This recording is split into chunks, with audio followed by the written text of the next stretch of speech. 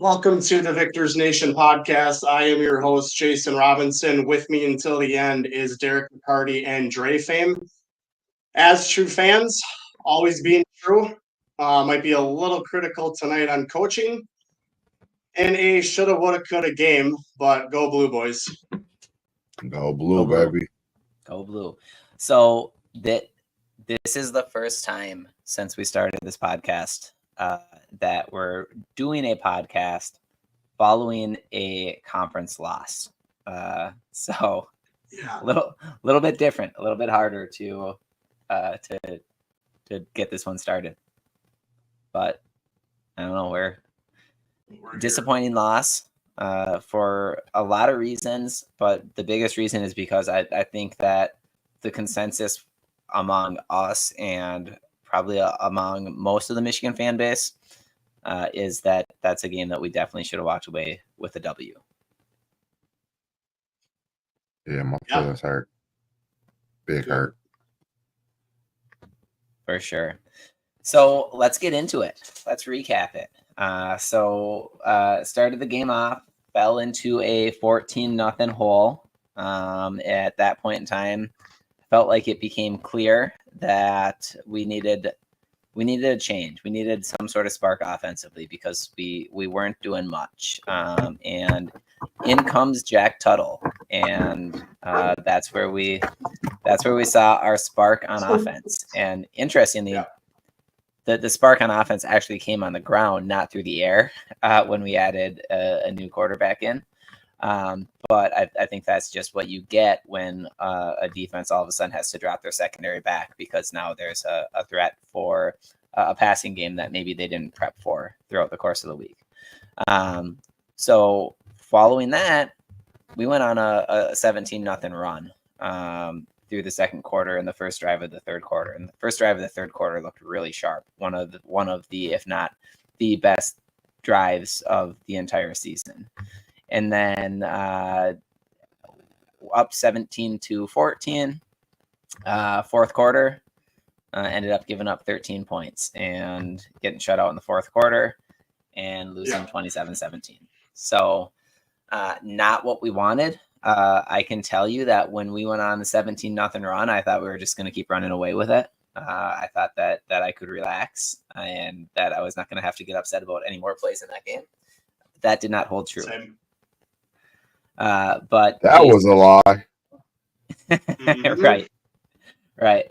But let's talk a little bit about this game. Let's talk about what we saw. Let's recap what we saw. There were some positives that we could take away. There are a lot of negatives that we could take away, but let's look at both sides of the ball, and ultimately we'll end up talking about the coaching. Brett is on here with a comment that is going to be something that we do end up talking about. Something that I was going to bring up at least I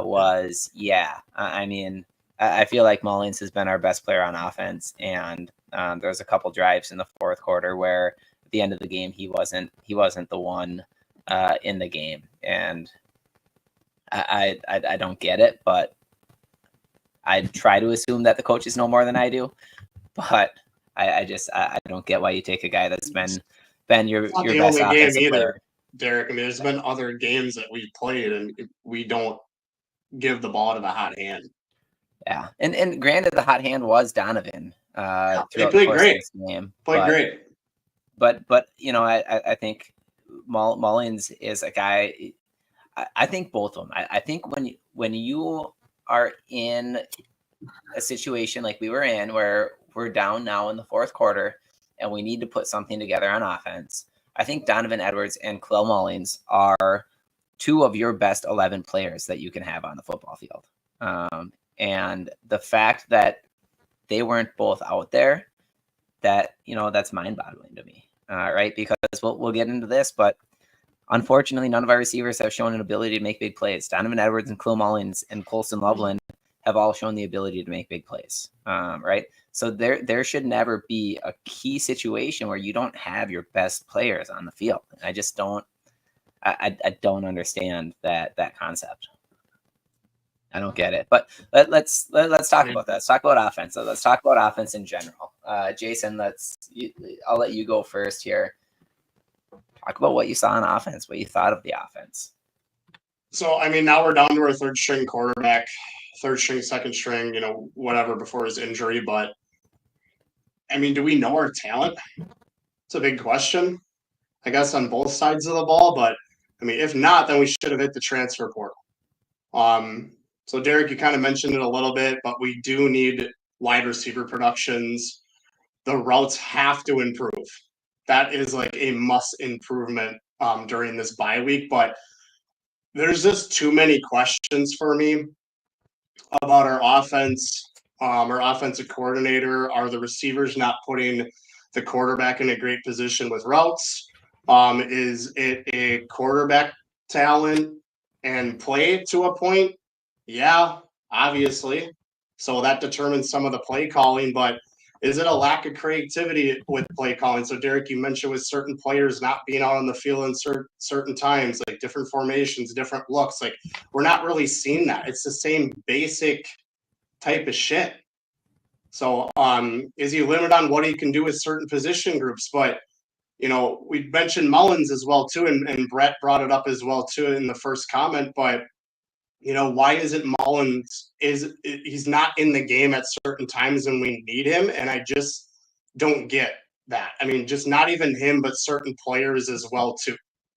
There's gaps in his playing time. I mean, there's a lot of questions. So some of you might have seen this already, but the last 5 drives of the game, 3 plays, 1 yard, 3 plays, 4 yards, 5 plays, 13 yards, and then Tuttle fumbles.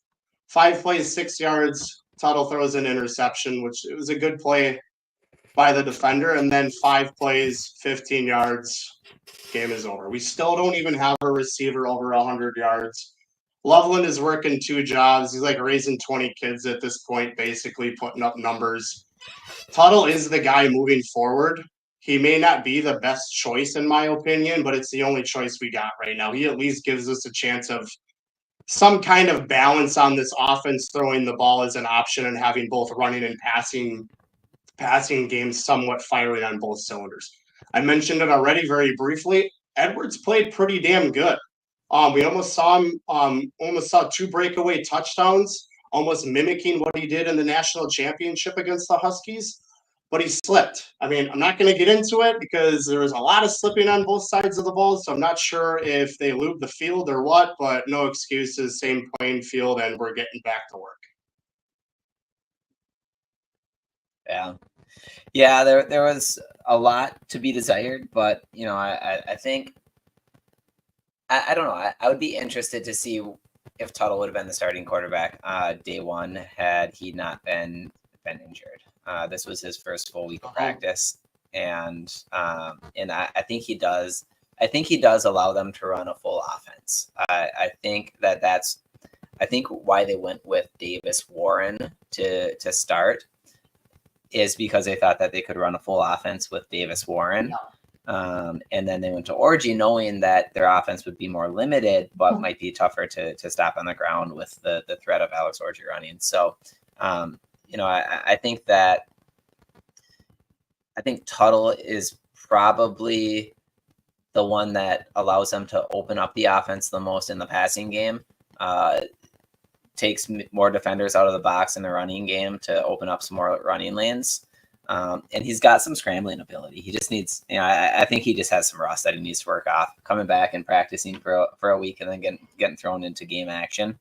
I mean, mistakes are going to happen. Unfortunately, he ended up in a situation where the game had to go on his back for us to try and have a fourth quarter comeback. And that's where the 2 turnovers happen. And I think there's some stuff outside of him that maybe we can question, and we probably will a little bit later on when we talk about coaching. Dre, what about you? What were your thoughts? A different perspective. I don't know when the last time you actually watched a game from home was, but this time you watched the game from home instead of traveling to Washington. Yeah, man, that was kind of weird, but it hurt bad, man. To be honest, I think, to piggyback what y'all said about Tuttle, I think he was the starter from day one. I just think he got injured, and we had no other option but to go with Davis Warren and then that ain't work, so we had to go with Alex Orji. Um, Tuttle, I think called. I'm gonna start with the interception and the fumble. With the interception, I'm gonna credit both of those to Russ. You know what I'm saying? I think if he had a chance to make that play again, he doesn't make it. And that all comes from him practicing with the tools all week and not the ones. I don't think he has the timing with the boys yet, but that'll come when he, you know what I'm saying, through the week that he get these 2 weeks of practice. I mean, and that fumble, I just think he wasn't prepared. I mean, to get hit, like he ain't used to getting hit. Um, I think if that happened again, I don't think that'll happen again. So, I just think that all that them both them plays them came from Russ, him not playing, um, and then the amount of, you know what I'm saying, we had to come back. So he got to put it on his back and he got to do a little more. So I just think that that's why it was Russ. I don't think that'll happen again. But I think I don't understand what we doing, to be honest. I don't understand. Um and it's no disrespect to nobody because you know I love all my guys. I want all my guys to do good. And but I just don't understand the fact of like what was the point of putting the orgy out there knowing Tuttle was ready? Is Tuttle even ready? Was he just thrown out there because we was down? Like it's just so confusing to me of what we've been doing. I mean, everybody know Orgy gonna run. He can't pass. You know what I'm saying? Yeah, we knew that. But at the same time, why wait? Did we down 14 to throw in Tuttle? Why you just don't throw him in off bat? I think that the game is totally different if you throw him in off the jump. Um, Maybe we still got on 14 zip because of the slips and all of that. But our first two drives probably a little different. You know what I'm saying? Uh, our defense, man, our line is A1, but it's just the back end. The linebackers in the secondary is something to be desired. I don't understand is if it's coaching that's putting them in these bad positions or lack of preparation. I don't know what it is that's putting us in these bad positions. Um, but we got to do better. We have to do better. Our wide receivers, they got to get separation. Just like you said, Coach and Loveland got the whole team on his back right now. Man, we just got to do better. Donovan did good this week, which is not shocking to me. I mean, he not like a week back or anything. He just been having his struggles. Khalil, he struggled this week, and I think that all because he didn't get the practice with Tuttle. You know what I'm saying? Getting them handoffs from a different quarterback, I think that made it kind of tough for him.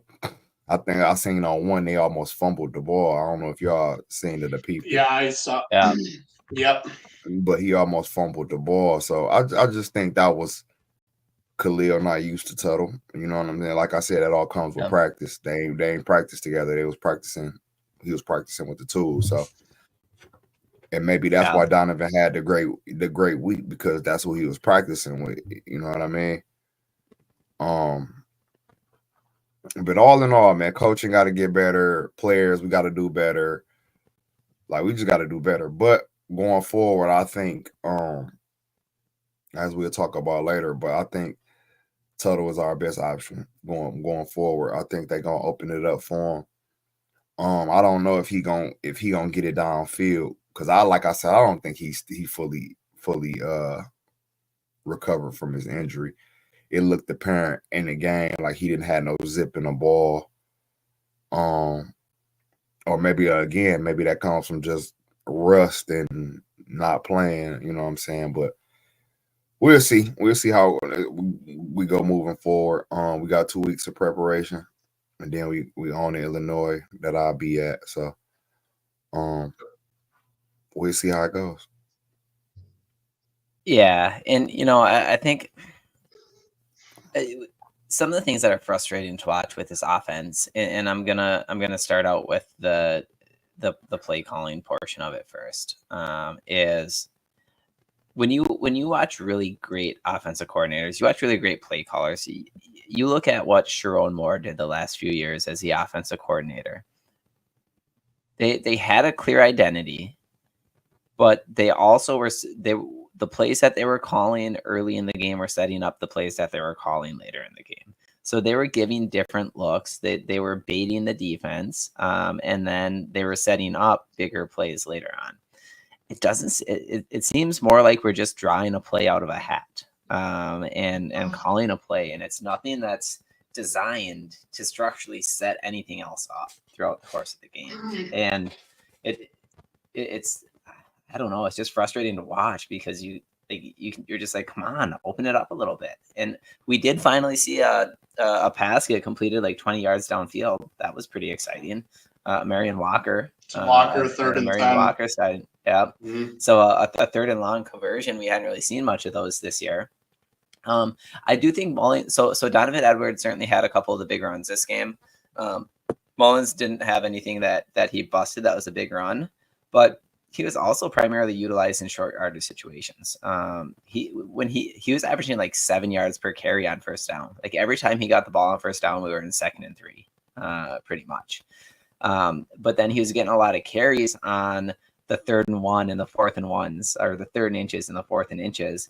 And it was basically just a dive over the line and try and get a yard. So I think he still was running good. He just didn't get the opportunity to fully get in a rhythm. And Edwards had the hot hand for a little bit. So keep riding the guy with the hot hand. But I think Mullins' stats just don't pop off like they have the last couple of weeks just because of the types of plays that he was running. But man, I in addition to talking about maybe the lack of creativity when it comes to play calling and what they're running and what they're trying to set up and how they're trying to confuse the defense, I think that another thing that's frustrating is it's hard. I don't know about you guys, but I don't see a ton of improvement across the offense from week 1 to week 6, right? And part of that might be we're still trying to figure out who our starting quarterback is, but still, you would hope like there every single week on multiple drives, you're seeing key fundamental technical mistakes being made by these guys that weren't being made for the last 3 years, and they haven't been corrected. And that's something that I put on coaching. The players got to play, the players got to correct it, but the coaches have to correct it too. The coaches are supposed to be the ones that help improve the performance of the players. So that's something that I think we saw, but every game too, we've also saw glimpses, right? We've saw those glimpses. That 17-0 run that we went on once Tuttle came in gave us a glimpse of what our offense could look like when it's firing on all cylinders. We've had glimpses against Fresno State. We had glimpses against Minnesota. We had glimpses against USC. The problem is it's not 4 quarters of football that we're seeing. Usually it's not even 3 quarters of football. We're typically seeing 2 quarters of football. Against USC, against Minnesota, it was the first quarter and the second quarter. This time it was kind of like the end of the first quarter through the first drive in the third quarter. You know, we're kind of seeing 2 quarters of football, but not 4 full quarters. Yeah.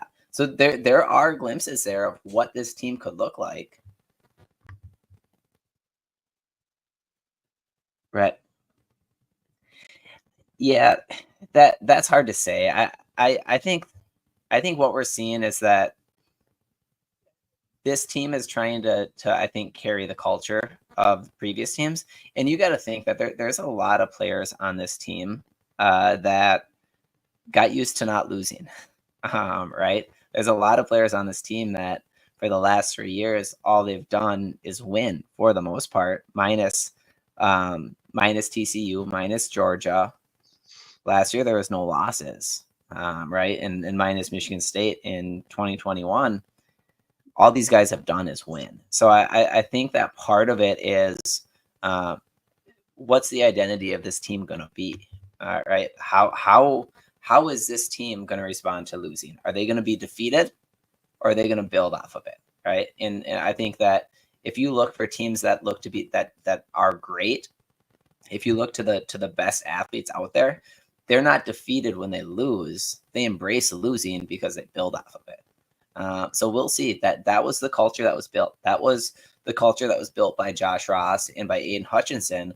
Was when we had the year that we had in 2020, and we can put an asterisk next to it because of COVID, but we'll call it what it is. It was a shit year. And when we had that year, we had a couple players who embraced the suck of that season and built the Michigan culture for the next few years off of, we're not going to be defeated because of what happened this year. We're going to build off of this. This is going to drive us. We're never, ever going to let this happen again. We're going to do everything that we can to make sure that it doesn't. That includes our attention to detail. That includes how we show up to the weight room. That includes the fact that when we leave any workout, we leave knowing that everything that we had in us was put into that workout to get better. That when we go on the field, we're going to do everything we can to stay together, do everything we can to figure out a way to win this game and overcome any adversity. I think what we're seeing is people that are being challenged in overcoming that adversity. And that includes the coaching staff. So I don't know if there's a lack of trust in the coaching staff per se, but I think that includes the coaching staff that has to embrace defeat and figure out how to build off of it. All right. Now that we're done with our offensive rant here, let's talk about defense. Now let's really get our rant out here. The defensive side of the ball, there are some excellent things out there. I'm not gonna lie. Josiah Stewart is an absolute beast. Mason Graham and Kenneth Grant are absolutely everything that we thought that they were going to be. And TJ Guy, I thought, played a fantastic game. Ernest Hausman, he's the one player on the team that I can point to and say, I think that guy is getting better every single week. Every week when he's out there, he's getting better. And Jayshawn Barham, I thought, played his best game too. Secondary, not so much. But Jason, start with you again. What are your thoughts, or what are your ranting opinions on the defense this past week? Yeah, so we've seen 6 games now, and you already mentioned it, Derek, but I'm just going to keep bringing it up. I mean, we can't see a full game. We talked about offense. There's some issues there, but last week was a game that we couldn't afford to lose. We shouldn't have. I know there needs to be execution from the players. We talked about that a little bit. And yes, there was some unknowns coming into this season. However, we have the talent on this team, on both sides of the ball, but especially playmakers on the defensive side of the ball. You cannot freaking tell me that this is not a coaching issue on defense. You can't. Yes, Moore runs the show. I'm still with him. We have to give him some time. I know we've had a large overhaul compared to previous national championship teams, but I have an issue with the DC of this program. Did the development drop off during practice? Same stupid mistakes, penalties, discipline issues, missed tackles. I think we've missed 44 actually this year, 44, 45 tackles. Secondary struggles, that's a big one. So, Derek, you mentioned the defensive line. I think, Dre, I know you mentioned the front as well, too. Linebackers improved last week as well, too. But, man, the secondary, they cannot put together a full game. So, communication, but we had the talent on that side. The defense was not supposed to be the issue this season. We're talking about the godfather of this defense. I'm not buying it anymore. This is a coaching issue, and we cannot get off the freaking field. When you think of Michigan football, you think defense.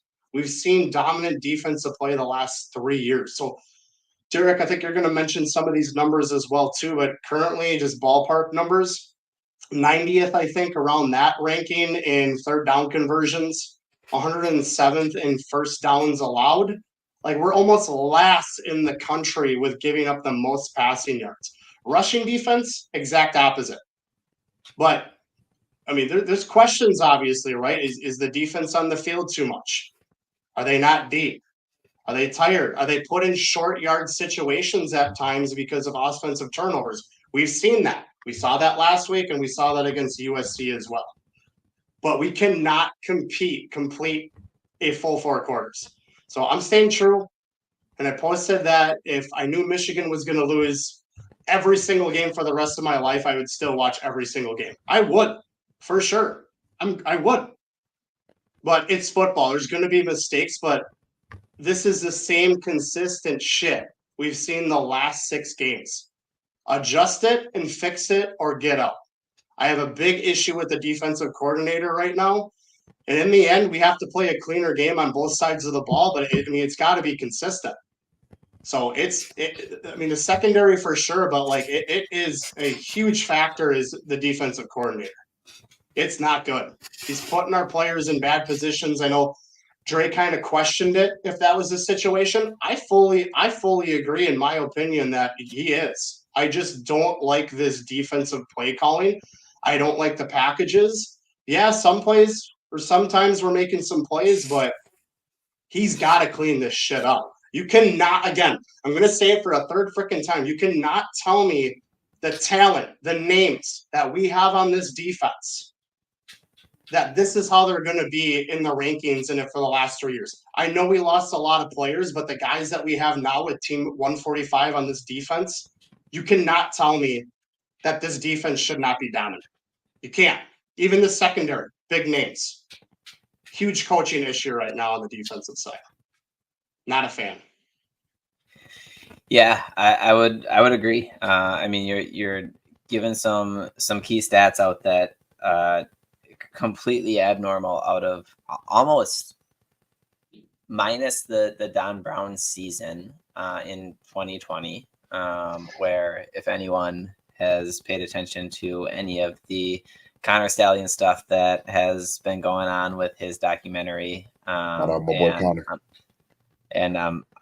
partway through, I don't know if either of you have listened to his Bustin' with the Boys podcast. I was listening to it in my truck for a little while today when I was driving around. But I think it was pretty blatant that Don Brown was in no way, shape, or form even considering the fact that he should disguise his signs, and he was the one giving the signs, and he was not covered up by anything. So I think that especially when there was nobody else in a stadium and nobody else on the field, it was pretty easy for teams to figure out what plays he was calling defensively. But I mean, some of these numbers are absolutely ridiculous on defense, and it's not championship football, and it's a big part of what we're seeing, and it's almost all in the secondary. So out of 100, it's a big part of what Michigan football is. It's the defense, right? And he's a big issue right now. So in addition to what we are 90th and third down conversions allowed, 114th or 115th, somewhere around there, ranked overall pass defense. We're 107th ranked as far as the number of first downs that we've allowed. And out of 134 college football teams, we are ranked 133 for the number of pass plays that we've given up that are 10 yards or longer. So thank you, Maize and Brew, our friends at Maize and Brew, which we share a lot of their content on the Facebook page. A lot of really good stuff coming through them. That's where I pulled those numbers from. They were sharing a lot of information about where this defense ranks, and that's concerning. Another thing, 44 missed tackles this season. Mm-hmm. Yeah. Already 6 games in, 44 missed tackles. We only had 50 all of last season. So the entire season, the Big Ten championship game, and the college football playoffs, 50 missed tackles. We already almost have that many missed tackles in 6 games. Right? That's a big part of our problem is people are not in position. People are not fundamentally making the plays that we're used to seeing them make. And there's a couple players that teams seem to completely pick on and throw the ball to, and a lot of times those balls are completed and the yards after the catch are there. Dre, what about you? What were your thoughts on the defense? Again, getting a different perspective here, watching it on TV versus in the stadium when you get to hear the broadcasters analyze the play and see the replays, and you're not all screaming and jumping and getting caught on camera.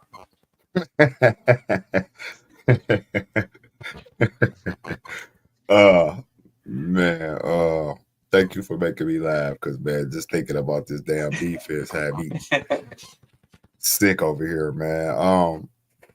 Oh, man, to be honest, I don't know what is going on, man. For example, right? I know we all seen this. They lined up in bunches, right? Why the hell they had Jay Sean trying to guard one of them wide receivers in bunches, man?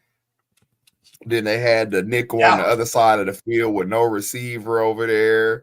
Like, what is going on, man? Like, what is really going on, man? I just like at first I gave Wink the benefit of the doubt. You know what I'm saying? He knew he back new to college. He been in the NFL, you know, blah blah blah. But dog, it's been getting worse and worse and worse every week. It's no more excuses for you, my guy. You gotta perform. Like Jason said, we got too much talent on the defensive side. Like, this is crazy. Like, Sherrone first year about to be wasted. You know what I'm saying? Because our defensive line ain't gonna be like this next year. I'm sorry. I am sorry. Unless we get some transfer portal people or a huge step up in development. But I don't see our defensive line being like this next year. You know what I mean? So for him to have this type of defensive line and just be, I just don't know. It's just squandering to me. Squandering away the whole season, man. I just don't understand what's been going on. Who calling plays? What is y'all looking at on film session? What is y'all practicing? I don't know, man. It looks crazy on the field, man. And to be honest, it looks different from in person on TV. Like, I could really see what's going on. You know what I mean? Like, instead of being at the stadium, you know what I'm saying, being a fan for real. I was able to watch the game and really analyze some things. And man, us being in these awful positions, Makari and Bunches got to cover two receivers. Like, what is going on? I don't know, man. I don't know. And I think we're looking at a stubborn, sorry, go ahead, Dre. Go ahead. Go ahead. I was just gonna say, I think we're looking at a stubborn Don Brown. I mean, I like Don Brown because at least he could dominate the shittier teams. I'm not seeing that with Wink. I think he's setting up these players to fail. I don't know what's going on with Wink. I don't know. I feel like not into it. A lot of stuff got to change, man. If not, these last 6 games gonna be real painful for Michigan fans to watch. Mm-hmm. He's got to adjust it to college football. Like, it's not looking good. He's got to do something. I know one thing and 2 things for sure. On the offseason, bro, we need to look for a new defensive and offensive coordinator. I know that for sure. Like, I'm sorry, man. I'm sorry. This got to be y'all only 10 years at Michigan, bro. Like, you come on, Sherrone. Yeah. I understand. You know what I'm saying? I understand what you was trying to do, but your loyalty is getting you hurt. Mm-hmm. Yeah, it's tough to say. I'm sure Wink, Kirk, sure they're great guys, but I think I've seen enough. I've definitely seen enough. I'm not into it. I know it's like, okay, we're 4-2 and we lost a lot of players and blah blah. You can't give me this excuse on defense. I don't want to hear it. Fans, you cannot. Yeah, I mean, our offense. Everybody know our offense messed up because we don't got no quarterback. You know what I'm saying? Yeah, I get that. We not even. But there's no excuse for me on defense but coaching and what I've seen in these packages, and I'm not feeling them. I'm not feeling them. Yeah, me neither. It's actually kind of embarrassing, to be honest. Mm-hmm. Yeah.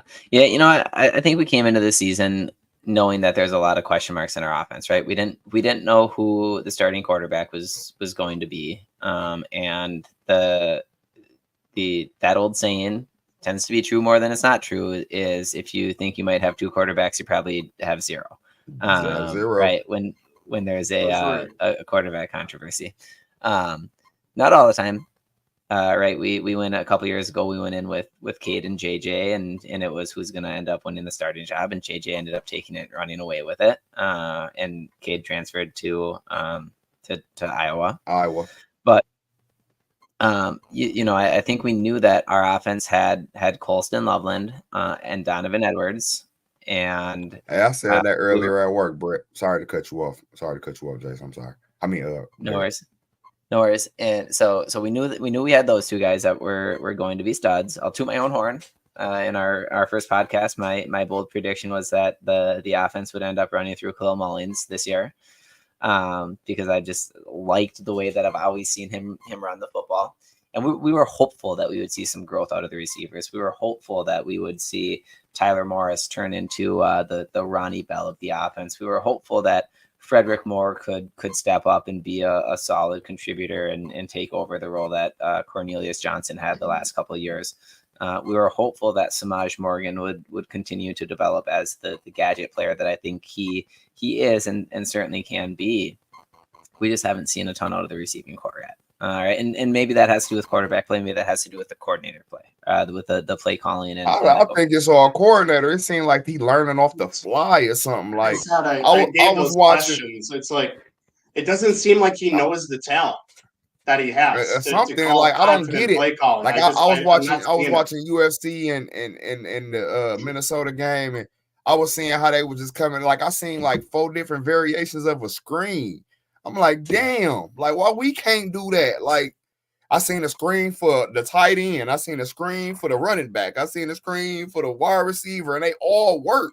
So I'm like, why why we not coming creative like this? Like with Samaj, y'all just hitting them with reverses. Like, come on, man, there's more to it. I mean, come on, man, he got more to it than a reverse, man. You know what I mean? You got to be more creative with him than a reverse, man. Then now y'all doing double reverses, and now they own that. It's like, bro, we run the same stuff every week, man. Hopefully now with Tuttle, you know what I'm saying, it becomes a little more open. But as of right now, man, this play calling is been, man, I just don't understand it. I do not understand it. I really don't. Yeah, that's where it is. I mean, I just don't think. I mean, Kirk's been with us, but like, it's either like he just doesn't know the talent he has. But with Tuttle, I'm not saying he's a top tier quarterback, but he does give us that other passing option. So, I mean, we see these same types of play calls, and for sure, I mean, like I said, we have questions. For sure, I think we have our answer finalized. It's the offensive coordinator. Yeah, I'm a wait until, you know what I'm saying, like I said, this Tuttle, he get 2 weeks of practice with the ones. So I'm gonna see how this game go with Illinois before I say that. But I feel like this, my man already done got fired from a couple jobs, right? Kirk Campbell got fired, correct? Yeah. Yep. Yeah, Old Dominion, I think, was one. You know what I'm saying? So if he wasn't doing too hot there, I don't understand why bring him to us. I just, like I said, man, I don't know, man. It's questionable hires. Sherrone, like you was a great. I think you was the man for the job. Do not get me wrong, but yeah, I agree with the reason why Jim was so successful. The reason why Jim was so successful is he had people under him that knew what was going on. And right now, I don't understand. Like, do people want to be there? Like, it just, I don't get it. I don't know what's going on right now. Like, but Brett, that is a good point to go try to go get Robert Saleh. I doubt if he'll come to us. I doubt it. I mean, I don't really see an NFL guy coming back to the college like that. Maybe if he don't get a job, maybe, but I just don't see it.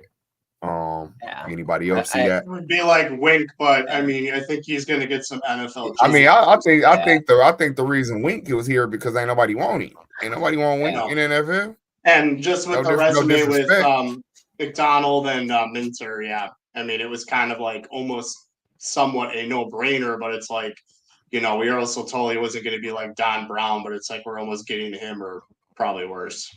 Yeah.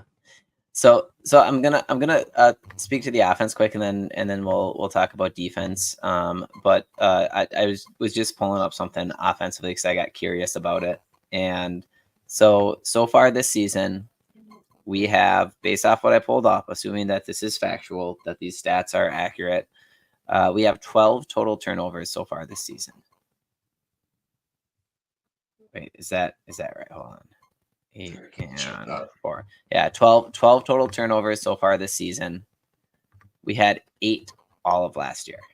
All right, so we're averaging over a turnover per game. And last season we averaged almost half of a turnover per game. So that's a pretty big difference offensively that also plays into our offensive struggles. And that's where there can be multiple things true at one time. And they go hand in hand with each other.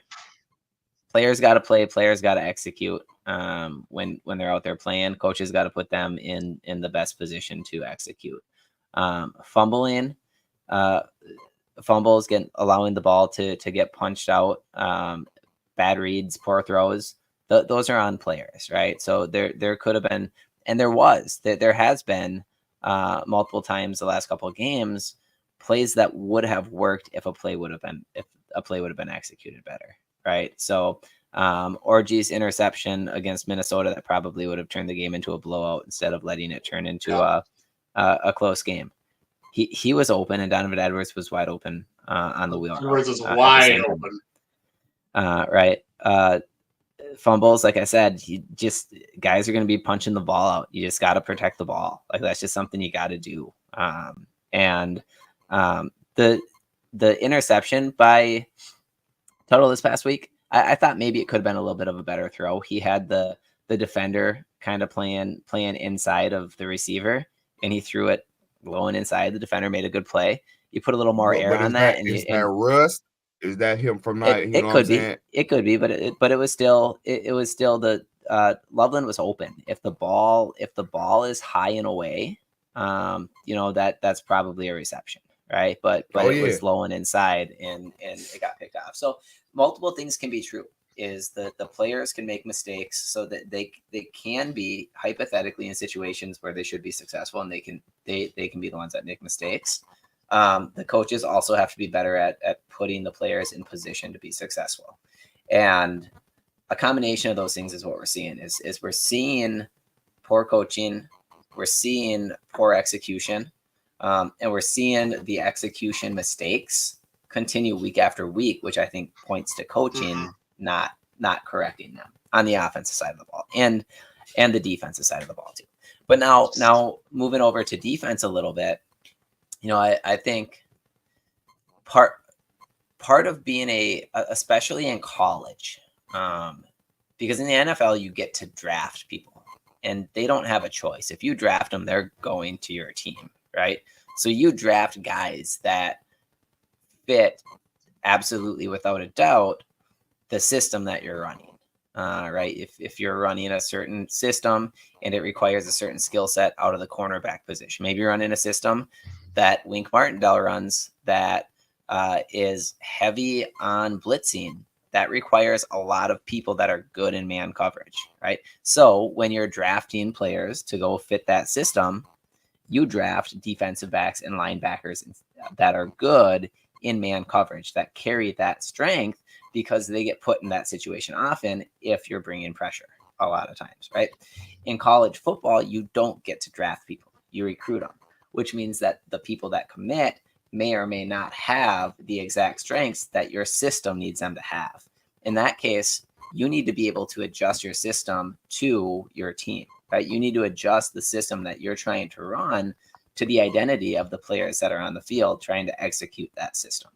And that's where I think Wink is too stubborn based off of what we've seen through the first 6 weeks of the season.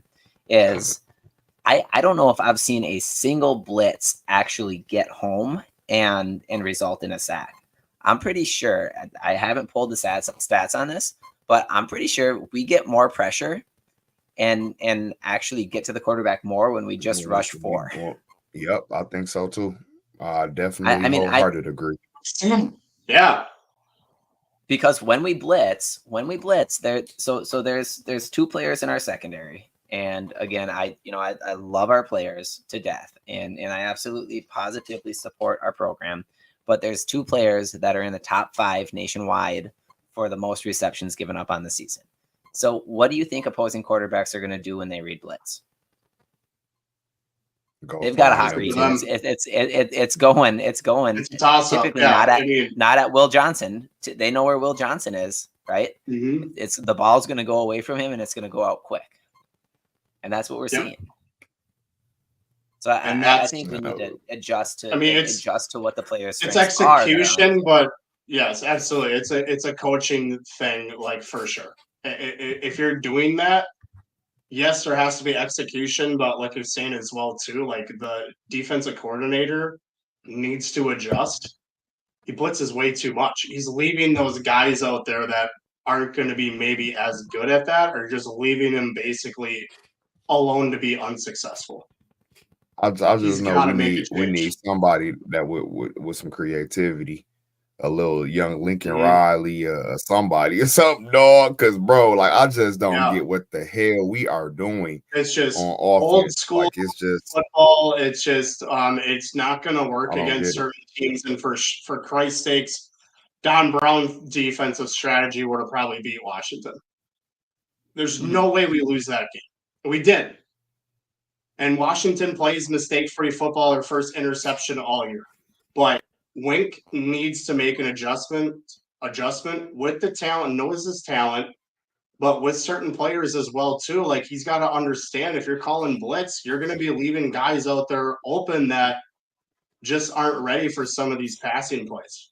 Just is what it is. You got to change. We not a blitzing team, man. We don't got the horses to be blitzing. And like Derek was saying, we don't need to. We got the front to do it. We got the front to do it. Right. And so we had Shane asked that question, what's going on with the defense? Because this is what's disappointing, is that Josiah Stewart is potentially playing himself into a potentially being a first round draft pick. Right. That guy is one of the top rated edge rushers right now in all of college football. I think he's the highest rated per PFF's grade edge rusher right now in college football. And you've got Mason Graham and Kenneth Grant, who are absolutely killing it again, with all the attention being put on trying to take them out of the game when they're on the field, which is great game planning and scheming by the teams. But that's why a lot of times minus 1 or 2 big plays that end up popping in the run game. The run game is like 1 yard, 2 yards, -2 yards, right? They're making big plays. So Derek Moore, unfortunately, he was not playing. TJ Guy played good against Washington, but Derek Moore is another strong edge rusher, and Will Johnson is a first-round draft pick playing at corner. So our defense, the defense that's our starting defense, might have 4 first-round draft picks on it, and we are still ranking at almost the very bottom of college football on our pass defense. I like TJ Guy over there on the edge. He played a phenomenal game. He did. He played great. Played a phenomenal game. He played great. And 2 weeks ago, he had that sack when he got his helmet knocked off. He still no flag. No flag. That is identity. That's the identity that I want to see. It's just proof. It's just defensive play calling. Like, Wink is blitzing too much, and he's not putting our secondary in good position. It's not a fan right now. It's exactly what it is. Maybe not every play, but it's a lot. But do you want to know something else that I think maybe doesn't get enough attention as it should? And this might, our defense might look completely different. If you look at what we lost in the secondary, so coming from last year going to this year, it was kind of assumed that the starting corner opposite of Will Johnson was going to be DJ Waller. That we were going to have Keon Sabb at safety and Rod Moore back at safety, right? Waller and Sabb transferred, and Moore unfortunately got hurt. So those guys would have been great returning key pieces of the secondary with an element of leadership and big time game experience. And DJ Waller, I think, was a up and coming young corner.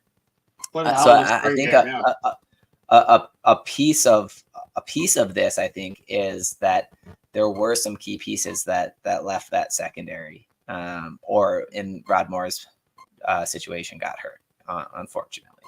Right. So I think that's something that maybe gets overlooked as we talk about some of the challenges that our defense is facing or demonstrating that might impact the game. Some of the missed tackles that we've seen, some of the lapses in coverage maybe wouldn't be the same missed tackles or lapses in coverage had those three guys all been on the field for the first 6 weeks of the season.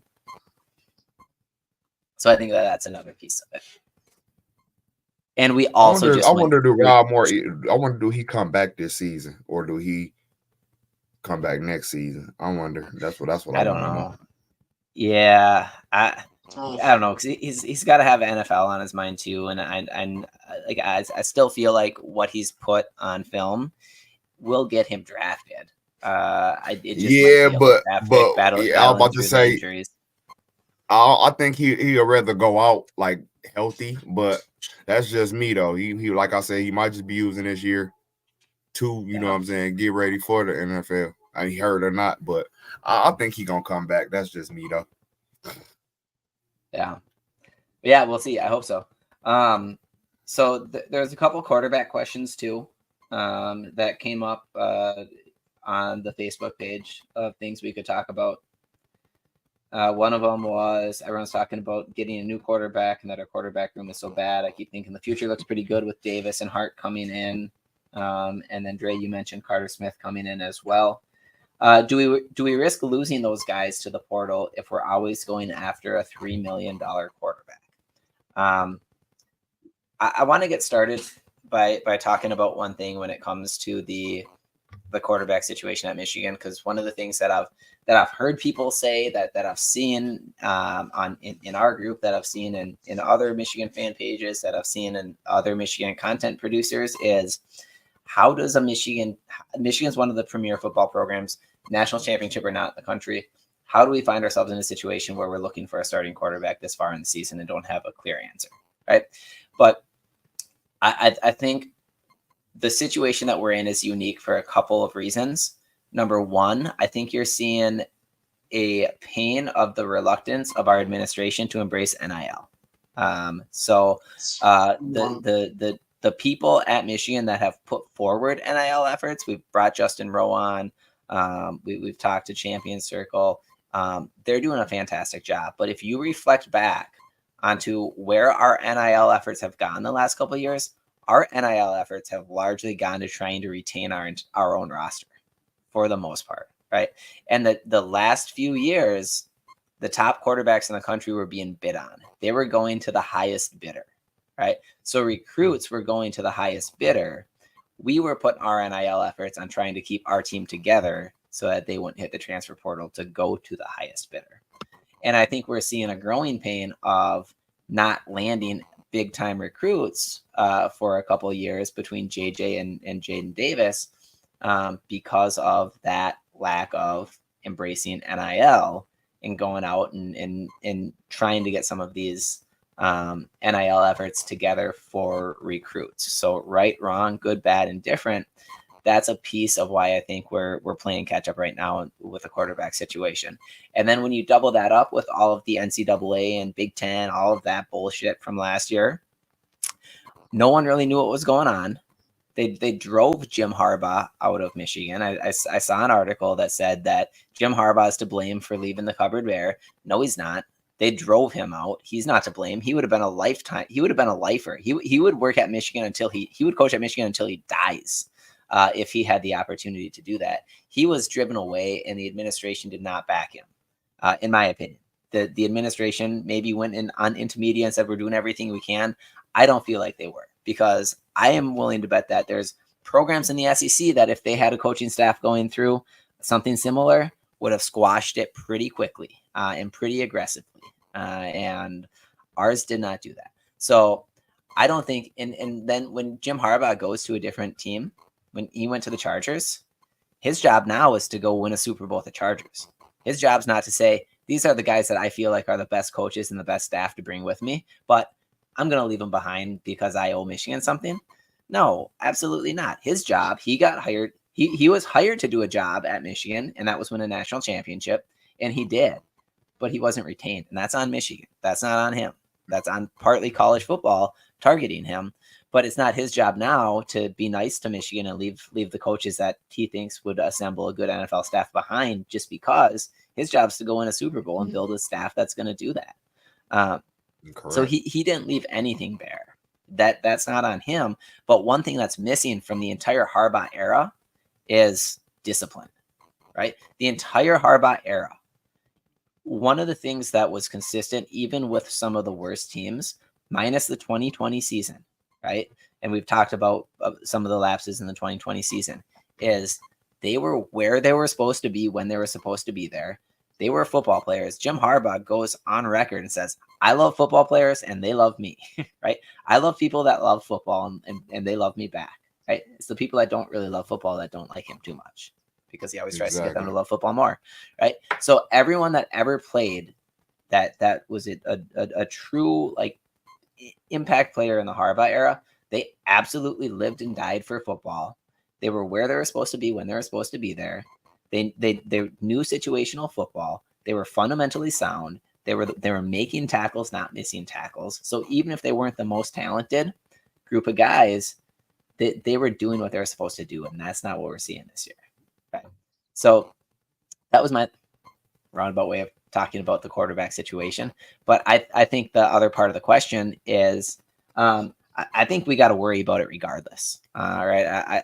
I think just a fact of college football, and Del Mullins said it last week when he was on, is transfer portals here. Guys are going to come and go. That's going to be what it is. Guys that come here and don't get to play, they're going to transfer somewhere where they can play.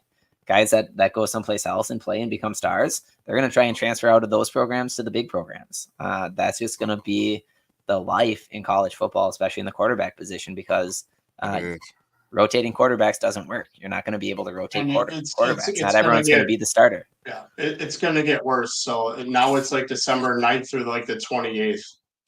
They can transfer. So the NCAA is literally saying that like you can go ahead and transfer before the bowl games. It's going to be a lot quicker. And no, it's going to get crazy. I know we better hit it hard this year. I know that for sure. Well, I know like probably one of the reasons Ward is not promoting it big, just investigation. Dude, this is all bullshit. Get with the times, or let's get someone else in there. Okay, like I know you're going to be opening up more money as well too for this off season, but we had the opportunity to do it this year, investigation or not, and he didn't do it. Not a fan. Champion Circle, great job, but come on. I want to tell y'all this. We got Michigan has a problem with being too over loyal to our players. Yeah, which is not it's not what I'm saying, that's not a bad thing. Yeah, I agree. Like we had chances, and we might not had a great chance, but we had opportunities to go get somebody out the portal last year. You know what I'm saying? And then by the time we got to it, it was too late. Everybody was gone. So, I mean, I agree. And it's because of the investigation stuff, and it's a big reason. But, dude, investigation or not, I still don't think he was opening that up. You had your shot. This is bullshit. Other teams are doing this crap. COVID season with what happened as well too. Like, to be honest, I ain't really worried about the investigation no more. That shit's dead. It's all about yeah, but that's my point. I think that's Ward's biggest reason. You could have opened up NIL a bit larger this year. You could have got us some other players. So, but is that on him, or is that on like the? I don't want to say the Michigan rich people, but you know what I mean. Like, is that on? You know what I mean? Is that on? I'm sure there's other factors, but I can't just put it on Ward. Like, hey, because I feel like a lot of people blame Ward. I blame Ward for a lot of things. Don't get me wrong, but I don't blame Ward for NIL. It ain't like he could just be like, hey, let's do this. I mean, he probably could, but. I do. That's if he's telling me and you to come on, let's vote, and we don't come on and pay the money. Is that on him or is that on us? I don't know the whole situation with it, but I know he could push harder, and he could have probably retained Jim as well too. I mean, no doubt. I feel like with Jim, the situation with Jim, it was already the writing on the wall. Once that stuff came out with Connor and all of that, he had to leave. You know what I'm saying? He might not have wanted to leave, but I think he had to. You know what I mean? He didn't want to be in this situation all year. At people asking him this and people asking him that, but he was gonna be suspended anyway. So it ain't like, you know what I'm saying, he was gonna coach. Yeah.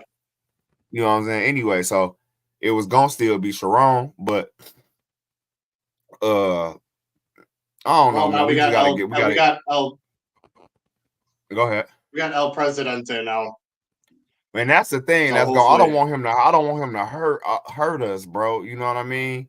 Like, I don't want him to hurt us for the simple fact, I feel like for the next 7 years, we are straight at quarterback. He might be, but if he can bring in a veteran with that type of money, a good veteran quarterback. Hell no, don't bring in no veteran. Hell no, bro. Don't do that. Embrace competition for these younger guys. Absolutely. You know why I said don't bring that? If he brings somebody in, Jaden is out of here. Yippee. So maybe, but he is out of here. I don't know. Like at some point in time, some of these young guys gotta stay and compete, right? They gotta. Yes. But see that ain't their mindset. Well, I ain't gonna say all of them, and I don't know Jaden personally like that for him to say that ain't his mindset. But nowadays, how kids is looking at it, if we ain't playing now, we getting on down, and. Yeah. You know what I'm saying? For him to say, hey, they probably already done told him, hey, bro, you up next. This is your squad next year. You know what I'm saying? You're going to be the man next year, blah, blah, blah. So for them to go get somebody else, you know what I mean? That just don't, you know what I'm saying? Then we got Carter Smith coming in next year. To work with Ward and Sherrone, and we got to get some other players to back him up. Compete with Carter, because I think Carter coming in smoking hot. To be honest, I ain't even gonna lie to you. I think Carter might have a chance to play next year. Carter gonna come in smoking hot if he, you know what I'm saying, come in, get the playbook down, and you know what I'm saying, he gonna come in hot. So you know what I'm saying, bringing in another quarterback and they already battle. I don't see that being good for us. No, I ain't saying don't bring in more skill positions like the line, the wide receivers, and other things like that. But I think we straight at quarterback. I think we should leave our quarterback alone. Point too. Then Dave and Ward need to have a conversation with Dave, and then we need to take that NIL money and put it to good use in other position groups. Exactly. That's what I meant. Like, you know what I'm saying? Not saying we don't need the money. We need the money, but don't just put it on a quarterback. You know what I'm saying? There's other positions out there that we need. You know what I mean? Besides quarterback, because if you get a quarterback with no damn wide receivers, bro, what's the point? Yeah, we got some guys that are going to be leaving for Pro Blue next year, and we're for sure going to have some gaps. Season. That's what I'm saying. Like, so why just focus on one thing when we're already for sure at quarterback? You know what I mean? We're not this year. That's for damn sure. But we talking about moving forward. I think moving forward, Carter Smith and Brady Hart gonna carry us real well. I ain't gonna say the heights we never been because we were just 16-0 with the national championship. So I don't think it gets any better than that. But you know, they could be in the Heisman talks. I mean, that could make it a little better. I don't know. But I just feel like Carter Smith and Brady Hart is gonna be, if they're coached right, is gonna be our saviors for real. I don't know about Jaden. I don't know about Jaden Davis yet. You know what I'm saying? We'll have to see. I hopefully he the man, bro. Like I said, I'm just tired. I'm tired of looking at other college programs and they just have quarterbacks just sitting there just waiting, and they come in and they just whooping ass. And you know what I'm saying? Now we just gotta. I just don't like it, man. I don't like it. I don't know what is going on at Michigan for us not to get these type of players, man. I just don't understand it. Like, it's like 5 stars do not want to come to us, and I just don't get it. Yeah, and I will say that is right, but I will say that is that is something that you can probably say Sherrone Moore is going to be stronger at as a head coach than what Jim Harbaugh was, and that's recruiting. So Jim Harbaugh, I think so too, no doubt. Yeah, Jim Harbaugh didn't recruit a ton of top recruiting classes. They're always like top 10-ish recruiting classes, and he developed the hell out of them. He's a great that's coach. the thing, and now it's about development. Like, is you gonna develop these kids? Like, you know what I'm saying? but that was also our team, our team under shit, to the be honest, we can't have him back. It ain't no signs no more. It's all headset. So it will. I mean, what is he gonna do? But were you so speaking of this, all right? So I was. This is the part. So if anyone listened to the Busting with the Boys podcast with the interview with Connor, if you haven't, I'm not going to spoil anything too much. But great. He was talking about how in between flying back and forth between California and Michigan games, he also was breaking down film for and providing analysis for Frank Clark of the Chiefs. And he was talking about now I'm a 49ers fan, and he was talking about how before they played the 49ers, he basically identified what the offensive linemen were doing that were 100% tells on if they're running the ball and passing the ball.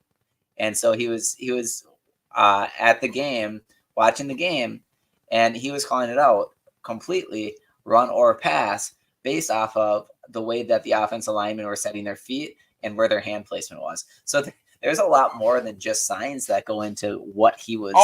Trust me, bro. When me sitting down having breakfast with him, man, I already know it's way, way more to it than, you know what I'm saying, what everybody know. Trust me.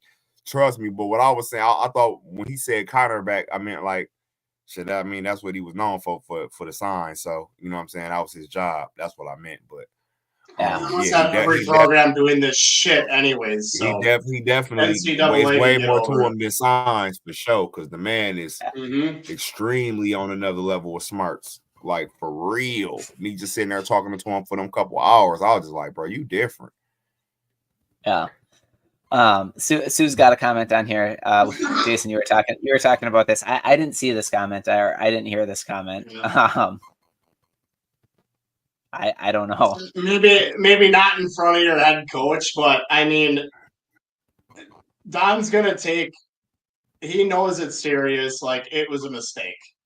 You know, he's just making a joke of it. It's been a tough year. I mean, he knows the seriousness if he would have had a touchdown, but he said post game interview with Moore, they asked him if like he slipped about the play. There's a wide open hole to the left side of the field. He probably would have been gone for a touchdown if not for a really large game. And he basically said like it was probably Vegas that he slipped. But it's like, I didn't really take him serious because I think he knows it's serious. Like, I know it sucked. It was a mistake. Okay. About the betting? He's probably frustrated. Yeah, he's probably just frustrated in that point as well, too. But I think he knows he had one, and it's just like, I wouldn't take it too much out of context, really. I think he knows he had one, and it's just like, you ask a dumb question, you get a dumb answer type shit. I feel like that's probably, what that was. Yeah. Like, you ask a dumb question. I'm just here so I don't get fined. You know what I mean? What happened on that run? I mean, y'all seen what happened, man. It was probably Vegas. You know what I mean? I probably would have said the same shit. To be honest. I think he knows he's pissed. He knows he's pissed off about it, but it's just, you know, I don't really think he was trying to make a joke out of it. He was just, it is what it is. Stupid question gets stupid answers. Stupid question. What do you want me to say? I slipped, man. Hold on real quick before we go any further, though. I want to give a shout out to Cindy Foster for sending me. Well, y'all really can't see it because of the camera work and the lighting. But I want to give her a shout out for making my crystal gold blue bracelet with my name on it. Thank you so much. It's great. You know what I'm saying? I'm not taking it off as you see it's on. I mean, well, you can't really see, but you get the idea. Thank you so much. Yeah, no doubt. That's awesome. So there was one more question that someone had asked about if Tuttle was the best quarterback and if he got set back by injury. If we think that was what impacted him being ready to be the starting quarterback. I think to be honest, when remember when Sherrone said we got our starting quarterback on his roster? Yeah. I think that's who he meant. I don't think he meant Tuttle or Warren. I just think with him getting injured and then injured again, or Warren, my mistake. But you know what I'm saying? With Tuttle getting injured again, I think that set him back, and he had no choice but to go with Warren. You know what I mean? Because that was the best passer option out of the group. You feel me? But I think Tuttle was supposed to be our starting quarterback from day one. It just, like I said, it just injuries and other things that helped it hold him back. I mean, I agree. Yeah, I agree. I agree, and then I think that the other part of the post too was, with 2 weeks to prepare for Illinois, I think we're going to see a different offense. I agree with that too, and honestly, we've been saying that since the damn week 2. Shit, right? When is we gonna see a new offense? But we did. I think one of the things that helped us against USC was that they didn't know how to game plan for what we were going to bring to the table with Alex Orchie running the ball. And then I think one of the things that's going to help us against Illinois is what the hell are they going to game plan for? They saw a little bit of it maybe against Washington, but now we're going to have a full. Do they prepare for what they saw earlier this season? Do they prepare for what they saw last year with JJ running the offense? What are they going to prepare for? I think that's an advantage for us to have 2 weeks. Announced his starting quarterback yet? I mean, he said it's probably going to be Tuttle. Have you announced the starting quarterback yet? He said it looks like. He said it's. See, that's what I'm saying, man. You giving away too much damn information too quick. Like, yeah, don't stop telling people what we doing, man. Like, I don't know. We gotta see when we get there. Like Jim ain't never tell nobody what we was doing, man. Like what I'm saying? Jim ain't. We'll go to the game not knowing who's starting. Like, who's starting? I don't know. We'll see when they come out. I miss the Jim Harbaugh press conferences where if you ask him a literal question, you get a literal answer. Man. I swear. I swear. You never know how good you got it until it's gone. Yeah. If someone asks Jim, yeah. Someone asks Jim Harbaugh analogy, but I loved it. He's struggling right now. I loved it.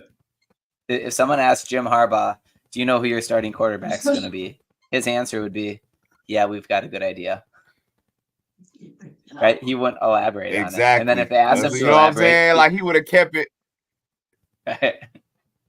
He would have kept it all the way Jim. You know what I'm saying? Like, yeah, we know who it is, but we just gonna have to see what happens when it happens. When it's, what I'm saying? He would have said something crazy. Everybody be like, "What?" Yeah, not what you gonna game plan for though. Yeah, for sure. But we're kind of over time here for what we planned on allotting for tonight. For sure. But we usually are this year, but yeah, go ahead. We always are. But I appreciate everybody for staying up watching us. Yeah, we're 4-2, right? And honestly, I think with what we've seen out of this team this year, what we've seen out of this coaching staff, we'll support the. If we were 0-6, we would still support the team at the same capacity as we are right now, right? We would still be as big of fans. We'd still be doing our same game day routines. We'd still be getting as excited for every touchdown and as pissed off every time that we make a mistake. We still ride. Right?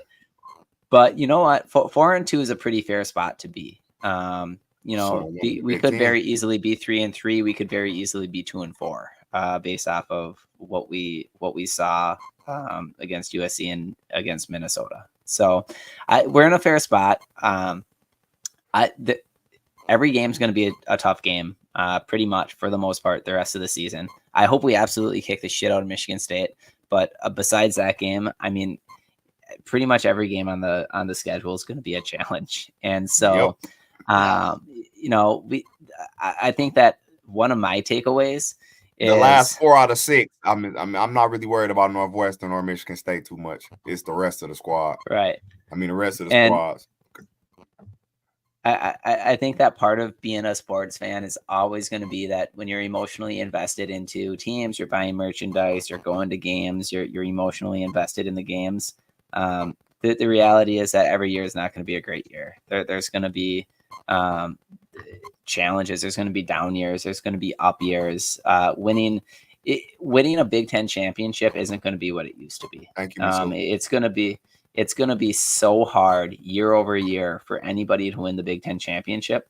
Now that it's an 18-team conference with teams like Oregon and USC and Washington and UCLA that have joined the mix, because those programs will have their ebbs and flows already the of top good and bad teams that was already here.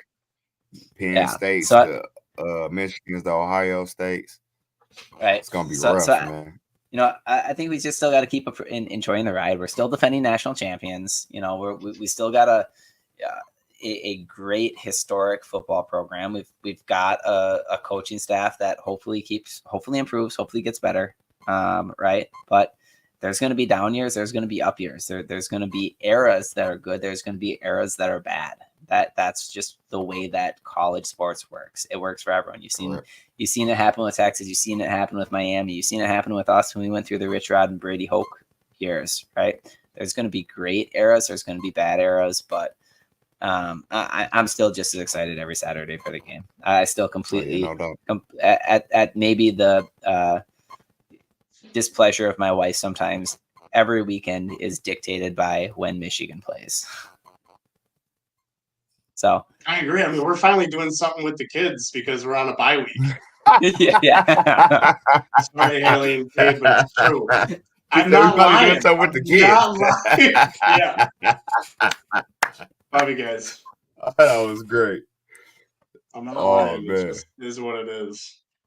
But that being said, it takes over your life, man. I agree with what football Derek's saying. takes over your life, man.